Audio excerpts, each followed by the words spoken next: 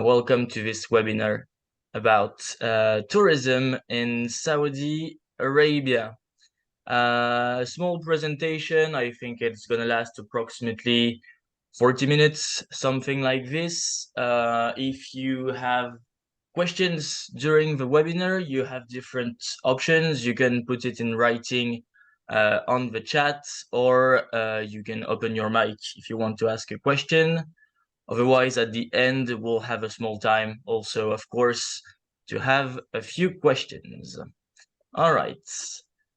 Now, just a few words about myself and about TLB Destination, the company that I'm working with. For me, I am the main tour leader in Saudi Arabia. I've been working there for 2 years now.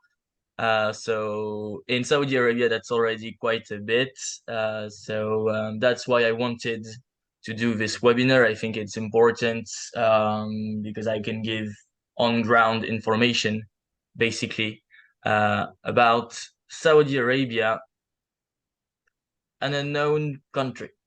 TLB, who are we? Take Life Beyond is DMC. Since approximately 1996, we've been working in tourism. We are based in the Middle East. And we work in different countries. Originally Lebanon, that's where the company is based, but we're also working in Jordan, Oman, the United Emirates, France recently, and of course, Saudi Arabia. All right. I'll just admit anyone coming. At TLB, we rely on three factors, let's say. First, the human contact is for us very important. As much with our guests for relationship with the local people, as much as our partners on ground. Responsible travel, of course, is something that we'll have to overcome, I think, in the next years. And of course, that's our job, tailor-made trips. I'll come to that a bit later on, because we're here for Saudi Arabia first. All right, so why Saudi Arabia? Why would anyone go to Saudi Arabia? That's a question that people have been asking for a long time. First of all, it's the last border to open in the world, I think. It's easier going to North Korea rather than Saudi Arabia right now, even if it's becoming easier. At least the borders were closed for tourism until 2019. Well, of course, at that time, COVID happened, and so every border in the world was closed virtually. And so the first trips, tourism trips, at least started in 2021. And that's when I started also, September 2021. That's when the first organized trips arrived in Saudi Arabia. Saudi Arabia is relatively unknown, at least for its history and culture. And that's one of the main interests that people have for this country. It's mysterious. Sometimes it's seen as weird, but it's not necessarily. We have a lot of history in Saudi Arabia, more than 85,000 years of history, from the cavemen to the Nabateans, and from the birth of Islam to the petrol era. There are many things to learn about this country and about its heritage. As of today, there are 5 UNESCO sites in Saudi Arabia. It's not much compared to other countries, but more and more of them will probably arrive in the near future. The main one, of course, being Hegra. We'll say it a bit after. That's the same civilization, as Petra in Jordan. More and more discoveries are made throughout the years in Saudi Arabia regarding its heritage. Just a few weeks ago, new corpses were discovered in Yalula area. That's the most famous place for tourism. So more and more things to see each month. Even for me as a tour leader, each time I'm coming back to Saudi Arabia, I have new things to learn. Anyway,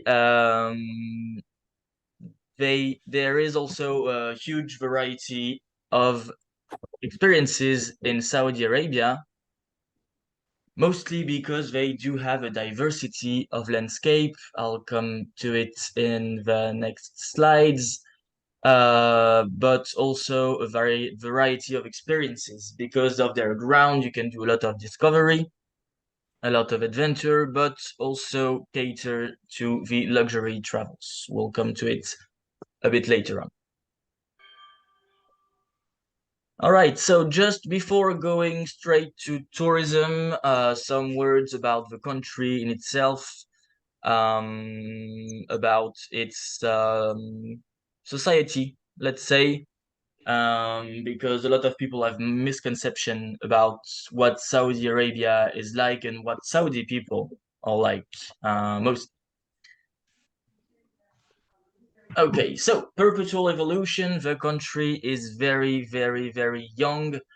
It was born, let's say, the third state, Saudi state, was born in 1932. That's fairly recent. And as so, the people living in Saudi Arabia are also very young. 1/3 of the population is under 30 years old. So everything is changing month after month and year after years, and mostly since 2015. Why 2015? Before that date, the country stayed approximately the same, but everything changed basically when the king died, because it is a monarchy in Saudi Arabia, and was replaced by another king and his favorite son, Mohammed bin Salman. You may have heard of him on the news. He did a lot of things in Saudi Arabia to try and change its society and also its public image. To do this, mostly he made a lot of new laws relieving people from in Saudi Arabia from an oppressing, let's say, social structure. That's mostly more entertainment, mixing men and women together, which was forbidden before, allowing women to drive. That was the last country in the world to do so. Yep, admitting people. They started accepting live music, easier travel for men and women in Saudi Arabia and outside the country. Basically, the country need to change their public image because they were still seen as a kind of a middle-aged country, still blocked in the past. So they have been implementing strong tactics since 2015 to try and get a better worldwide image for states, of course, but also for companies. All right, so regarding tourism and what they are changing in the country, regarding what we're interested in, they set a new plan basically since 2016 called Vision 2030.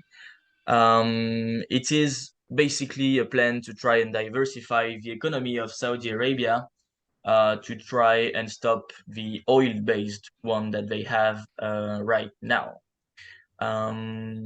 It's going through different sectors that I won't go into, of course, but tourism is one of the main sectors that they want to develop, that they have already started to develop. Basically, it's what's written here, $100 million for 100 million tourists. Just interrupting. Pessoal, gostaria de solicitar para fecharem os microfones para não atrapalhar aqui a audição, tá bom? Obrigada. Ok. Thank you. All right. In this plan for tourism, it's not just about the money. Of course, it's also about the people, and the state is funding many formation for young Saudis to try and train them for the tourism industry. Not just with people inside of the country, but they do rely on lots of tourism experts from all around the world to try and cater for the most people possible. Okay. Basically, they, like I said, they want to change their public image. The image that you're seeing right here is two Saudi women at the World Cup when they beat Argentina. This image wasn't imaginable just, let's say, 2 to 3 years ago.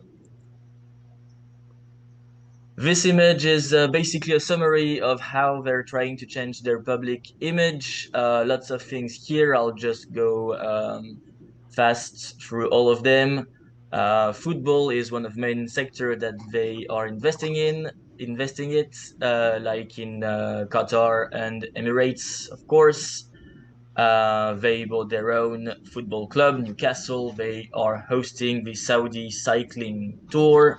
The Paris-Dakar motorcycle course is also going through Saudi Arabia. Formula One Grand Prix in Saudi Arabia in Jeddah. And this logo is the Asian Games, Winter Asian Games that will be in Saudi Arabia in 2029. Okay. So lots and lots of investment to try and get people to be interested, basically, in Saudi Arabia. Well, now we'll go a bit to the geography of Saudi Arabia. I'll switch to Google Earth as it is easier.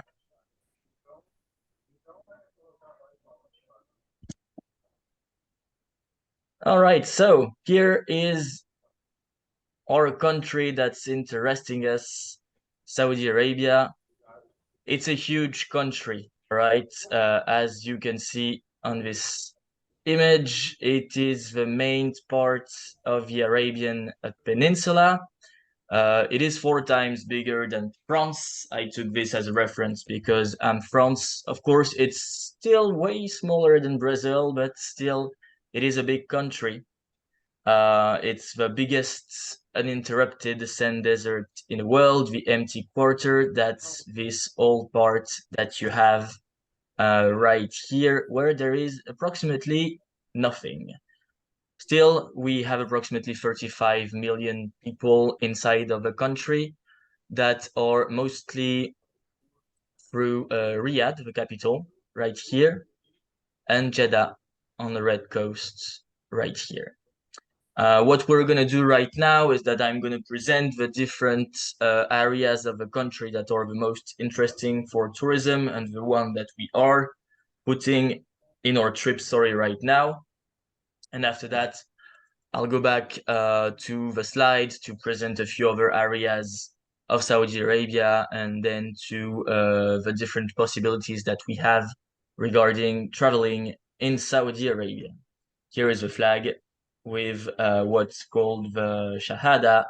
That's the main phrase of Islam, of course, as Saudi Arabia is the birthplace of Islam.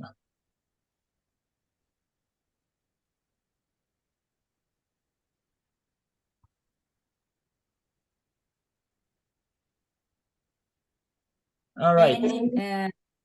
Anyone have any questions so far? If you have a few questions, you can ask them now. Otherwise, we can do it at the end.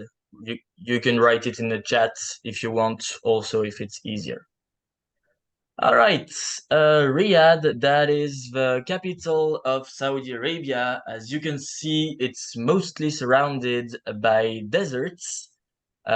Still 8 million people inside of this city. It's the birthplace of Saudi Arabia. That's where everything started in the 18th century. Today, it's a very modern city. I'm going to show you a few pictures, of course, of the city. It is, with Jeddah, we'll see after, the modern face of Saudi Arabia. As of today, most of the population, more than 90% of the population, is living inside of the cities. So we like to think of Saudi Arabia as mostly tribes and Bedouins with camels. It's still existing, of course, but it's a bit over as everyone moved to the city mostly for a more modern lifestyle, better amenities, better housing, of course. All right. I'll show you a few pictures so you can have a clear idea of what this city is like. So what you have here is the skyline of Riyadh in Saudi Arabia. Mostly, it's a huge straight line going from one end to another for more than maybe 50 kilometers across the city. The tower that you have on the left here is the first skyscraper in Saudi Arabia, and that was only built during the millennium. So you have to think that everything on this picture wasn't here just 20 years ago. So everything is brand new. I'm seeing one question. How are the flight connections at the moment via Dubai? Is the easiest or not? Flights in Saudi Arabia, it is fairly easy. You have international flights going directly to Riyadh and Jeddah with Saudia. That's the country's airline. You do have connections, of course, with the Emirates from Dubai. You have connections from Doha. Many connections. You also have, and that's new, direct connections from France and England, for example, to Al Ula. So it is fairly easy to go to Saudi Arabia right now. Second question, I'll come back to it a bit later. I'm not forgetting it because I have to check my information. Okay. Sorry, first tower is Phesalia Tower. Second tower right here on the mouse is the Kingdom Tower. That's the most emblematic one that you have in Saudi Arabia. And it is one of the visits that we have with our trips, mostly because you can go all the way up the tower to this bridge to have an incredible view over the skyline and the whole of Riyadh.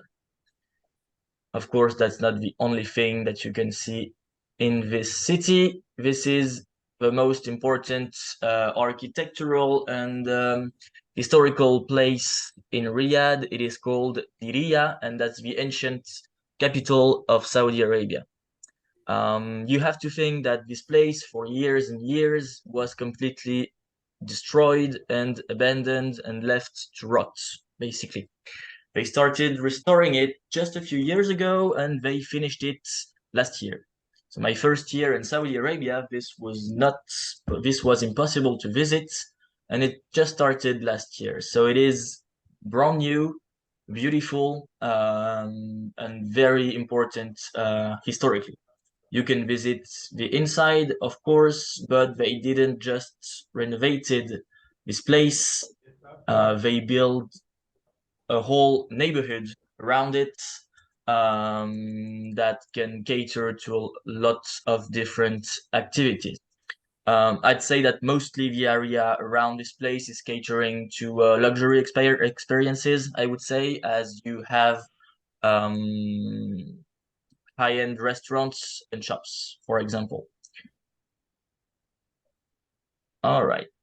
Next, of course, not everything in Riyadh is inside Riyadh. This is called Edge of the World, and it's approximately an hour and a half, an hour from Riyadh.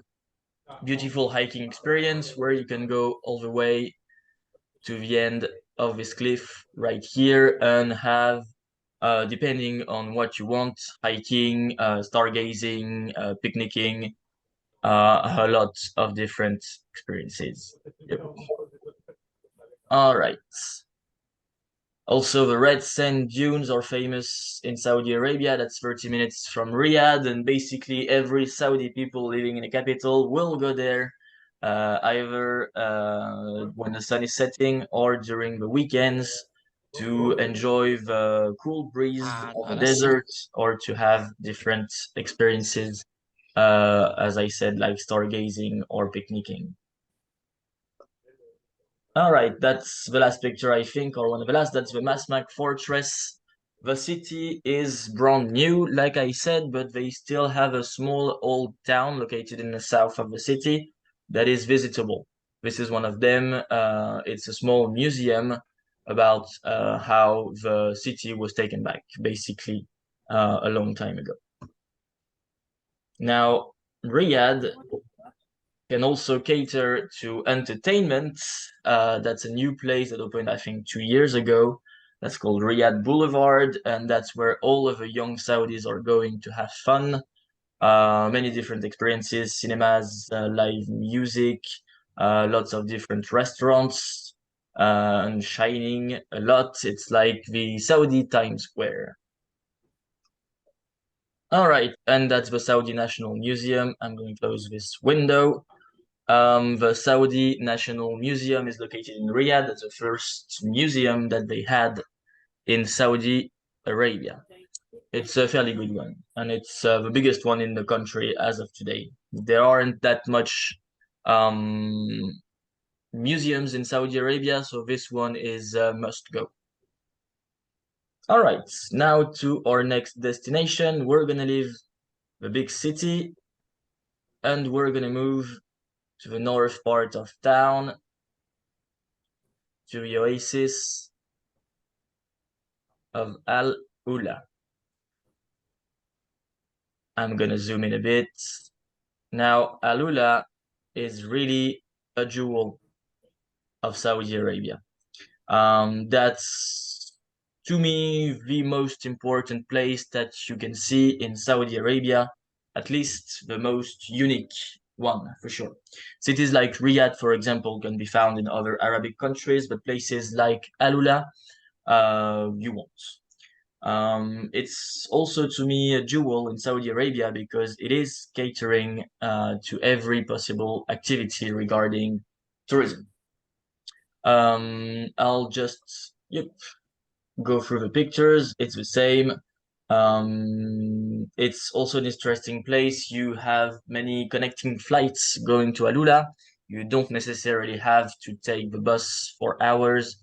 There are flights from Riyadh, the capital, and from Jeddah, the second biggest city, but also internationally, like I mentioned, from, as of today, from London and Paris.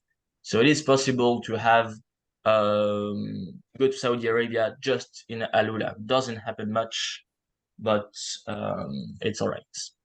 How are the accommodation in Riyadh? Do the hotels are also new? Yeah, thanks for asking. I didn't mention it when talking about the main city. In Riyadh, there are many accommodations. Of course, you do have luxury new hotels, mostly in the north part of town, so 5 stars. And you have cheaper accommodation, let's say, that are also new, that are more 4-star experiences. They have chain hotels in Saudi Arabia, like Centro, that are fairly good regarding 4 stars. But they do cater also to the luxury experience. Okay. Below 4 stars, I'd say, is possible, but then you're not gonna have new accommodation. But the cities are fairly good in terms of hotels because even if tourism is new in a country, they still have a lot of business and people coming from all over the world since a long time, since the 70s approximately. So yes, the accommodations in Riyadh are fine. I mean, at least the experiences that I had during my trips are good ones.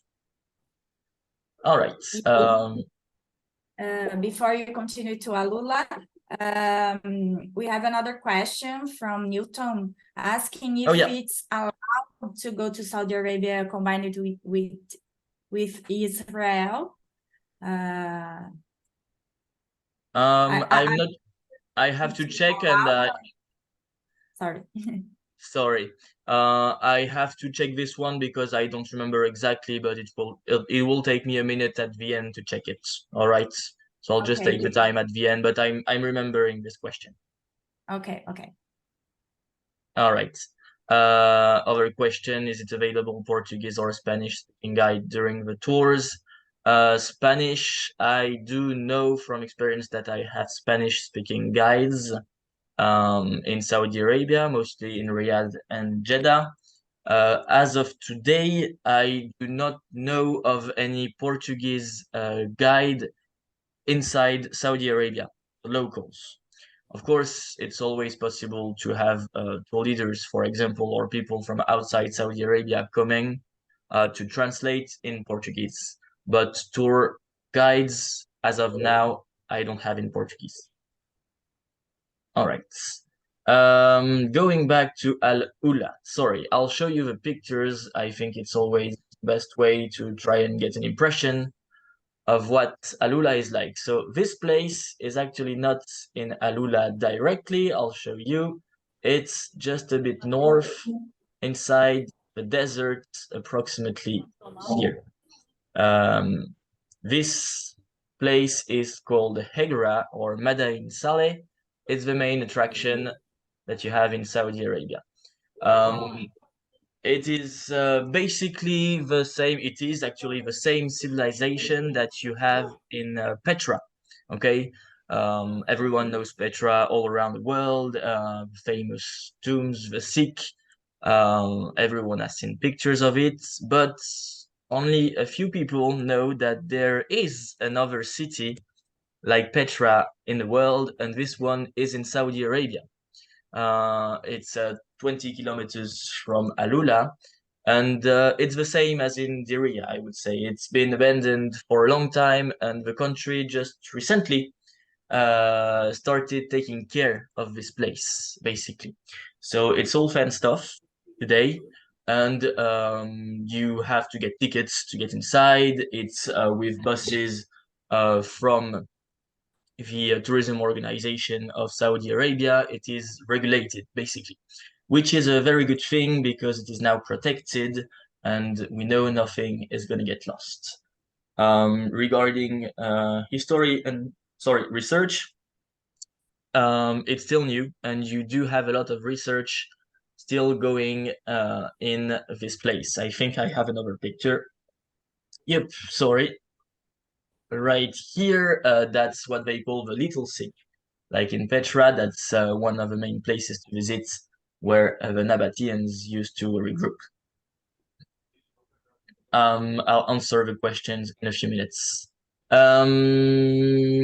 This place is really beautiful. That's the main goal for people coming to Saudi Arabia. From experience, I've had people saying, I'm coming just to see this, and the rest is just on the side because it's far away from home, so I have to see other things. But this is, for some people, at least discovery tours, the main attraction that they want to see. And this is the Lonely Mountain, as they call it, the main attraction. You can see the resemblance, of course, with Jordan. When is the best season to go? That's a question in the chat. Basically, the season is starting end of September and ending end of March, middle April. Okay, the rest of the year is too hot. So summer months, don't even think about it. Middle September is okay. And then in April, you usually have Ramadan, so it's much more difficult to do trips during this time, especially in Saudi Arabia. So the season, the real season is beginning of October, end of March, I would say. All right. All right, so that's not Hegra here is not the only attraction, of course, that you have in Al Ula. It's an oasis that has seen people going through for thousands of years, and the Nabateans are quite a recent civilization. You have Dadan, for example, and the lion's tombs. This is just a small visit, but I wanted to put this picture because just I think 2 weeks ago they discovered new corpses inside of these tombs. So like I said, every 2 weeks or every month, there is something new to showcase about Saudi Arabia. Now, not everything is related to the Nabateans and the older civilization. Here you have a good overview of what the oasis is like. What you have here is the old town of Alula. People used to live in these mud brick houses all the way up until the 60s. So same as in a lot of places in Saudi Arabia, it has been abandoned and then developed by the government. This is visitable, it's the same, you have tickets and guides, but they have huge plans for Al Ula, and already as of today, they are building small hotel luxury rooms in this part of town here. I've seen them, it's not yet available, but most probably in 1 or 2 years it's going to be available. Now you can see there are a lot of mountains all around. These parts are also visitable, but it's mostly related to hiking activities. Okay, now it's one of the biggest oases in Saudi Arabia, so you do have a lot of palm trees inside and lots of hiking trails going through these palm trees. Now, regarding activities in Al Ula, like I said, it is catering to many different activities, going from hiking in the mountains to having helicopter tours around Madain Saleh, around the ancient city. It's really a lot of different activities that you have inside. I think the next picture is hiking. Sorry, a lot of pixels. But yep, that's the palm trees. That's the place where I'm usually going to have picnics with a few tours, and you have swings going through one palm trees to another. It's a very beautiful place and probably my favorite one in Saudi Arabia. A small brief about accommodation in Al Ula.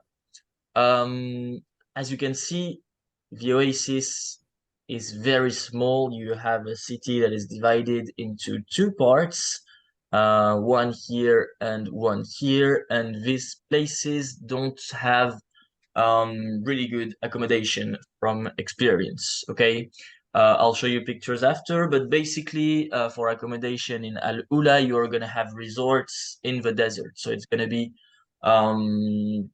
glamping basically, but really good glamping lodged inside these mountains that you have right here. I can show you a few pictures now. Yep. I'll show you the pictures after because it's not working properly. Anyway, accommodations, it's the same as in Riyadh, I would say, but the options are a bit limited. You're gonna have one good 4-star accommodation called Sahari. I'll show you the pictures. Usual desert camps with Bedouin decorated tents, but with full accommodation, of course, running water, AC and heating as it's a bit cold in the winter. Restaurants, of course, with buffet and room service and everything. Also, you have another one that is more of a 5-star resort. You have 2 or 3 of them approximately in and around Al Ula. Basically, the experience that the state is trying to create in Al Ula is more of a luxury tourism, from what I've seen. They are implementing a lot of money in these luxury accommodation and luxury experiences, such as the helicopter tours or stargazing, for example. But it is still possible to do many activities inside of the oasis because you don't necessarily have to go through the state organization to do your own trips, basically. So apart from the main historical visits that you have to get tickets, there are many things that you can do that we can organize on our own in Al Ula. How long is Riyadh from Al Ula? If you take a plane, it's not even an hour. And are there season of sandstorm? Not really. Mostly the sandstorm are gonna happen in the summer, and during the summer it's 45 degrees out there, so there are no trips basically going in the summer, except maybe business trip, but usually all kind of trips are organized during the winter. So no, I've seen one small sandstorm in 2 years in Saudi Arabia. So it's absolutely not a problem. One question, woman traveling alone, is it okay? The status, I'll make a small speech about this and then we'll go on to our next place. I would say yes, the status of women has changed a lot in Saudi Arabia during the last years. Saudi women, I'm talking about the Saudi local for now, are able to drive on their own in Saudi Arabia. They are allowed to have a job on their own in Saudi Arabia. They are allowed to travel on their own to other countries. So rules are changing. Okay. There is still a kind of segregation, of course, between sexes in Saudi Arabia, but that's mostly related to local people.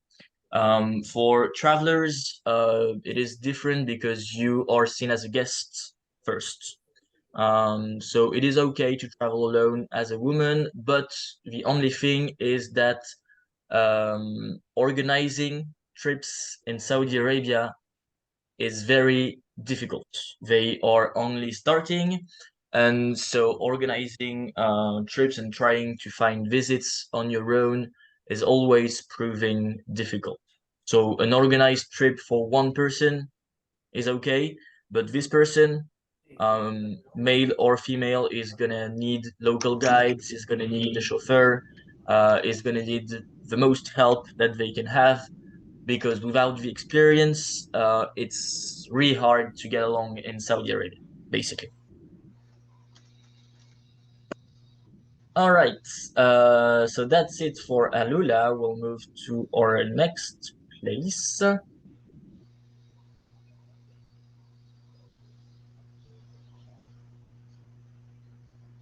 All right, so we're going a bit inside the mountains.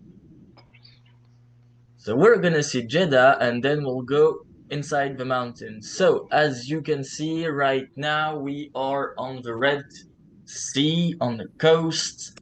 The city of Jeddah is the second biggest city in Saudi Arabia. We have approximately 6 million people inside of the city. And well, if it's not the political capital, it is indeed, sorry, the commercial capital. Basically because it's on the Red Sea. So every commercial activity is usually going through the port of Jeddah before entering the country. And also, Jeddah has always been the door to Mecca and Medina for hundreds of years. Saudi Arabia is the birthplace of Islam. It was born in Mecca and Medina. I'll tell you a bit about it after. But people going to Mecca and Medina for the pilgrimage are always going through Jeddah. And that's always been the case. So Jeddah has seen lots and lots of different cultures and different civilization going through its walls. So even today, Jeddah is seen as a different city compared to the rest of Saudi Arabia. Kind of a more free cities with more exchange between civilization and culture, which is not really the case, or which was not really the case in Saudi Arabia before. So we do have activities in Jeddah. Mostly it's gonna resemble what you have in Riyadh, meaning they have a modern part of town in the north and the ancient part of town, the old town in the south. I'm gonna do the same and show you a few pictures. So here you have the coast of Jeddah. As you can see, it is very urbanized. Of course, no beaches. I'll talk about this at the end of the Jeddah presentation. It's not allowed, of course, to undress in Saudi Arabia as of today. I'll go to it a bit later. One interesting thing is this whole coastline is called the Corniche, and it's one of the main area where locals are going in Jeddah. The towns in general are built for cars in Saudi Arabia, and so places where you can walk around and see locals and see gardens and places to relax are fairly rare inside of the cities, and the Corniche is the main place to be for these activities in the city. So locals, especially in the weekend, will fill these places completely, and it will be dark with people at sundown. And this small mosque here is the one we're going with guests, usually to make them discover the coastline of Jeddah. And that's King Fahd's Fountains. It's in the south part of Saudi Arabia, just in front of a fish restaurant where I'm going with usually all my groups. It's the highest fountain in the world. All right, now about the historical past of Jeddah. It was just a fisherman's village, basically. And the old town of Al Balad transformed year after year in what you're seeing in these pictures. Lots of buildings, tipped buildings, buildings built on top of other buildings. It's a complete maze that you can get easily lost inside, with one of the most beautiful souk markets that you have in Saudi Arabia. So this is basically the main visit that you have in Jeddah. That's one of my favorite ones, I'd say, mostly because it's like nothing else you can see in other places. It resembles a bit what you have in some parts of Yemen, for example, but Yemen is not really an accessible place right now. This is the main souk, a small part of the main souk of Jeddah, usually really active when the sun is setting, and I always take my groups in this market because it's a really easy place to meet local people, local sellers, and it's a beautiful setting and a wonderful atmosphere to really soak into what Saudi Arabia is like. For example, many Saudis are going to leave the modern part of town in the north during the weekend and go into the ancient part of town to try and get the feeling of what Saudi Arabia was before. Well, that's just fish. I'll close this. But what I wanted to say about this is that you have all along the coast of Saudi Arabia an untouched coastline. Apart from plants for desalination of water, all of this is basically untouched regarding tourism. I'll answer the questions, Renata, right after this. You do not have hotels as of now on the coast, only a few ones, which means it's not urbanized, and which means you have a lot of nature on the coast of Saudi Arabia. So many people are going to Sharm el-Sheikh in Egypt, for example, to have diving trips. But what they don't know is that there are untouched reefs, coastlines, and fishes in Saudi Arabia. So this kind of tourism is beginning, I would say, but it's still possible to have these experiences. And I've done a few groups where we've been diving or snorkeling, for example, with boats in Saudi Arabia. Regarding beaches, sunbathing, beach-related activities, it is not yet allowed in public. In Saudi Arabia, they still have rules about clothing. I'll go to it right after. But what you do have is mostly located in the north part of Jeddah here, and it's going to be private areas where you have to pay a fee to enter, and then if you want to get in bikini, you can get in bikini because cameras are not allowed and only selected members can get into. And in these areas, it's authorized by the government. Basically, they are turning the eyes from this. But on the coast of Jeddah, like I said, you don't have public beaches, for example. It's not existing yet.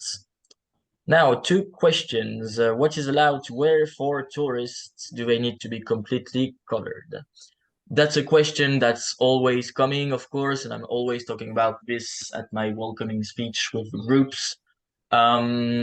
Clothing rules are easier than what we think, okay?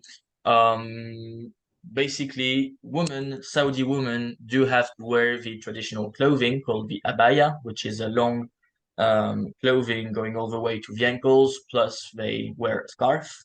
But women as guests don't have any obligation to do so. So what we usually recommend is just to cover the legs with ample clothing. But for example, I have allowed women with t-shirts in my groups, just plain t-shirts without cleavage, and nobody has ever said anything about this because mostly we're seen as guests and not as locals. For men, it is a bit easier. You can wear t-shirts and you can wear shorts. It's been allowed 6 months ago, I think. I saw an article online saying, well, now you can wear shorts in Saudi Arabia if you want to. There's just one places where we still ask people to cover, and it's in Medina. It's the next city that we're going to talk about. Another question here is, are things expensive in the country or not? Depends what we're talking about. The country in itself regarding tourism is considered an expensive country. For us tourism companies, it's considered expensive. Accommodation, for example, is a bit expensive. Flights are always a bit expensive. But life in general is fairly all right. So food is not that expensive. Depends where you're eating, of course, but you can eat for just a few dollars or for maybe $15 for a fairly good restaurant, up to $50 if you're in a high-end restaurant. There isn't that many, well, let's say souvenir shops or things to take back home in Saudi Arabia. Because tourism is just starting, so that's an industry that's just beginning right now. What is forbidden to take inside the country? It's gonna be one thing, it's gonna be alcohol. That's the thing you can't have inside the country and that you can't bring inside, okay? It is forbidden completely. You cannot drink it, you cannot import it, and you cannot make it. So it's as simple as that. Basically, you can't get inside with it. You can't find it except illegally, of course. But there's no bars, there's no places inside the hotels, like in Dubai, for example, where you can buy alcohol. Apart from this, things forbidden would be maybe, I mean, technically some books are not allowed, but they don't really check luggage. For us, it's a bit different because again, we're not pilgrims, we're not foreign workers, we're guests. So it's not that rules don't apply to tourists, but it's a bit simpler for us. So apart from alcohol, really, it's all right. It is hard for Brazilian to get visa. Let me check.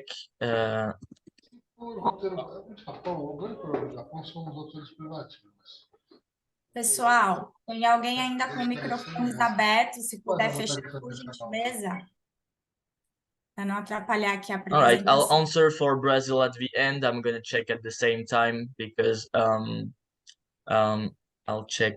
Yep. It's a list of countries. I'll look at the same time and I'll keep going with the presentation, but I'm not forgetting this question. All right, so last important place that I'm going to talk about is Medina. We're going deep inside the Hejaz Mountains. That's these mountains going from Jordan, basically, all the way to Yemen. So Medina is it's one of the biggest city in Saudi Arabia, but it's mostly famous for one thing and one thing only. That's the mosque that you have right in the center here and the one that you have in the picture here. It is the second holiest city in Islam, the first one being Mecca.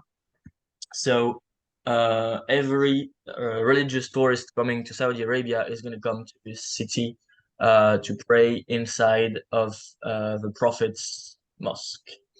It's a very important place religiously, and for years and years, it was impossible for non-Muslim to go to this place. As of today, the only place where non-Muslim cannot go is Mecca, the center of Islam. But since a few years, we've been allowed to see Medina. So people coming in the country right now and visiting this place are really part of the first thousands of people to see this with their own eyes as non-Muslims. So usually many people are asking to see this place, and I've had fairly good reviews from people. Mostly for one reason, because it's a thing that you're going to do once in your life and you're part of the first. I've seen Medina now maybe 20 times or so, and at some point I thought there isn't that many things to see in this place, but just seeing the Prophet's mosque is a one-of-a-kind experience that people are usually not forgetting. Okay, so that's the main area. Basically, in Medina, there is one thing to see, and it's the Prophet's mosque. Okay, I'm not gonna lie, the majority of the city is mostly accommodation for pilgrims coming inside the country. We are not allowed as non-Muslims inside of the Prophet's mosque. So usually, we go around it with our groups to try and have the best view possible of the mosque. Most of the mosques in Saudi Arabia are not technically forbidden to non-Muslim, but it's still a bit weird for locals to have non-Muslims or Westerners inside of their holy places. But I've been in a few mosques myself with tourists, and I never had, of course, any problems whatsoever. All right. Sorry.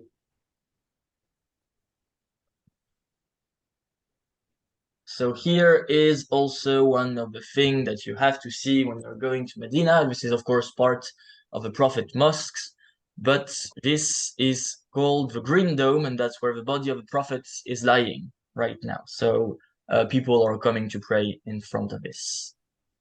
Medina is not just known for the city. You have a lot of volcanoes around, so a lot of hiking activities can be done, adventure activities can be done in Medina. This is Khaybar, not far also from Medina, an ancient village that has been renovated and taken over by the Alula organization. So it's part of the regulations of Alula.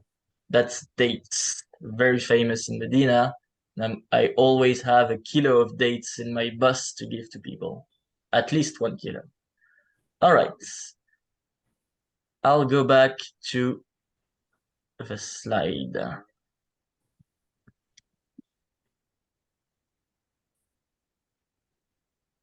I'll go through. All right, these are the two resorts I was talking about in Al Ula Sahari. On the left side, you can see the desert-based accommodation in the middle of the mountains. And here is Habitas, the luxury one, with an infinity pool and private accommodation in the form of villas, catering to different personalities, let's say. These are the two main ones that I've used. There are a few other ones, but these are, let's say, the most two famous one, catering to different needs. All right, what about the food in Saudi Arabia? I do believe it's important because a lot of the relation with the locals is going to go through food. I'll go a bit fast through it, but basically the food is Oriental based. You have a lot of food coming from Lebanon and from Yemen. The national dish is kabsa, that's going to be meats, either chicken or mutton with rice and spices. Mezze from Lebanon, such as hummus or grape leaves. But mostly food in Saudi is mostly about sharing. Like I said, it's an important moment for Saudi people, and that's one of the best way to communicate with locals. Of course, Saudi is also catering to high-end restaurants. This one is located on the globe of the Thessalia Tower that I showed on the first picture in Riyadh. You can see the Kingdom Tower on the far end. Okay, a few questions here. Flights in Saudi Arabia used to always be late with many cancellation.